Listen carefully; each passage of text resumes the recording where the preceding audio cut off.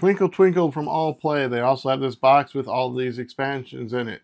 This is going to not just be this How I Wonder expansion, it's also going to show you the Extraterrestrials and the Acrylic Standees. All right, so stick around after break for me to show you all of this and then kind of explain a little bit of what it adds.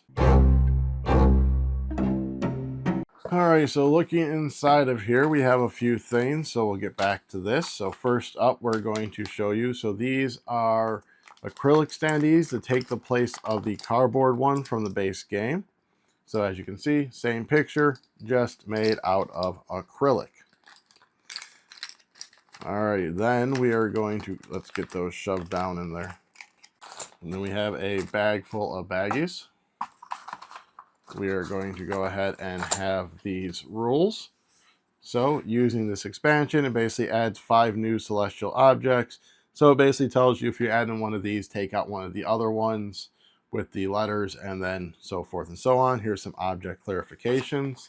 And then there's the back of that.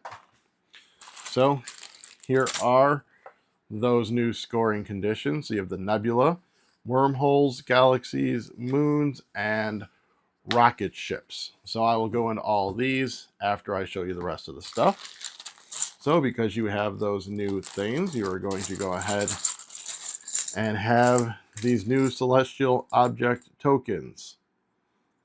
So you have wormholes, you have moons, some just have double moons without the stars. There's your nebulas, there's your rockets, etc. So there are all the new tokens. All right, let's get into the extraterrestrial expansion. So we're just gonna pop this stuff out. So of course you have a new scoring condition, the UFOs. So then you have new tiles and you have a bag of ETs and you have this little exploration board.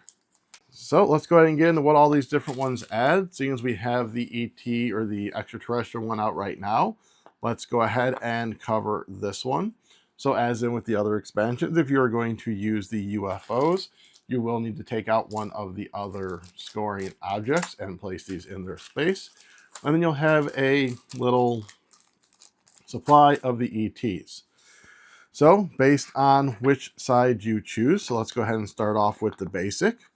Is in the standard one is during setup, you're going to place these near the observation board, which is the main board, so you won't even be using the exploration board.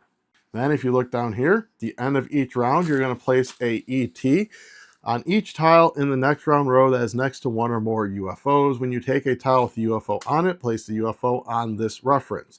At game end, each UFO or each ET here scores 2 for each UFO on your star chart. So you're going to basically be having ETs equal the number of UFOs you have times 2. So that is your basic or your standard. If when you go to advanced, you are going to have this exploration board. So during setup, you're going to place the exploration board and ET tokens near the observation board. You're going to randomly select one tile from each of the other 4 object types and place them on the exploration board. Then fill the bag with all remaining tiles for the 5 objects, plus the 50 star tiles as normal. During the game, whenever you place a UFO on your star chart, which is your main player board, immediately place one ET from the supply on the exploration board next to an object of your choice. At game end, every player scores extra victory points for each object on the board. The victory point you score for each object is the number of ETs next to it times the number of objects of that type on your star chart.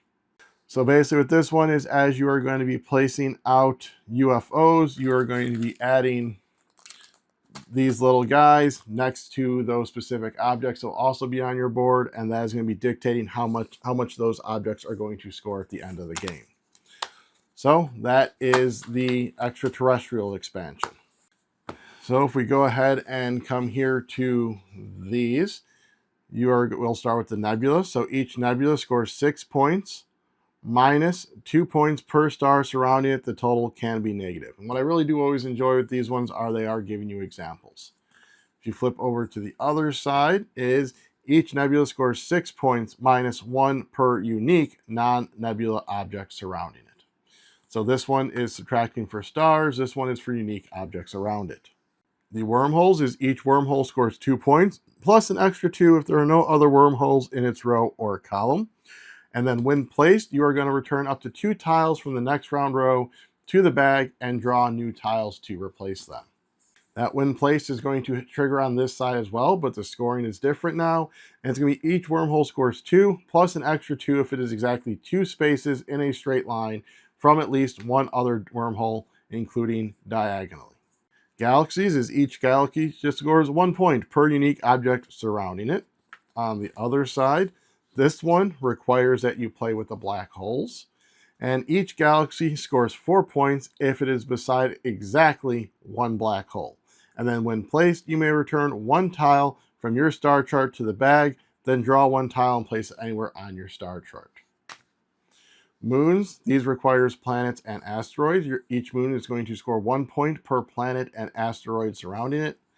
And then the other side requires just the planets, and each planet scores extra victory points for the number of moons surrounding it that are not surrounding any other planets. So you can't be sharing moons around other planets.